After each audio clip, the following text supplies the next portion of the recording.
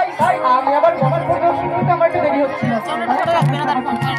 তাই নাকি আমি তো জানি বাবা কোনো মা যদি সন্তানকে ডাকে মা না এসে আনতে পারি না ভাই আজ বুঝতে বাবা শিক্ষা দীক্ষায় তুমি অনেক বড় হয়েছে।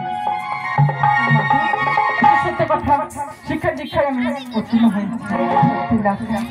তাই তোমার পিতা আর আমি মনস্থির করেছি কি জানো বাবা? কি মনস্থির করেছে একটি বাড়িতে ভালো না মা? তোমার পিতার আমি মনস্থির করেছি তোমাকে বিবাহ দিয়ে না বাবা এই রাত রাজ্যের ভার তোমার হাতে অর্পণ করবো লাফড়া মা আচ্ছা তোমরা মনস্থির করেছো তোমরা পিতা মাতা আমার গুরুজন। সত্যি না ওগো মাতা একটি কথা বলি, আমি যে তোমাদের একটি সন্তান আমারও একটি কথা আছে মা। এমন কথা কথা ওগো মাতা তোমাদের কথা আমি অক্ষরে অক্ষরে পালন করবো গো মা। আর তোমরা যে আমার গুরু 10 মাস 10 দিন ওই গর্ভে ধরে রাখা লালন পালন করে বড় করেছো, তাই তোমাদের কর্তব্য যেমন আমার পালন করে আমারও তো একটি ছোট আশা আছে মা, তোমরা পালন করতে পারবে না বলো মা? এই মায়ের কাছে বললো মা একটি কথা বলবো মা। আমি যখন পাঠশালায় পড়তাম না মা আমার তাই তার সাথে আমি যাবো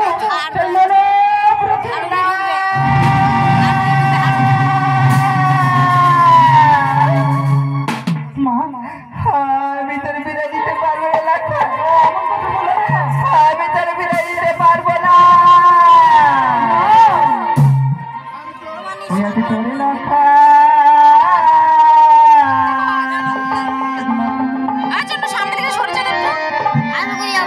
সোনা বিদায় দিতে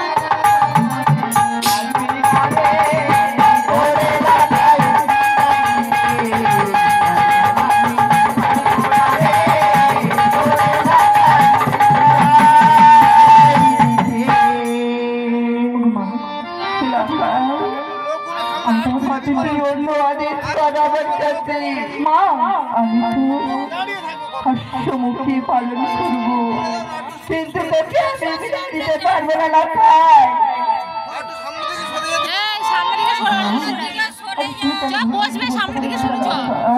আমাকে সামনে দিকে সরে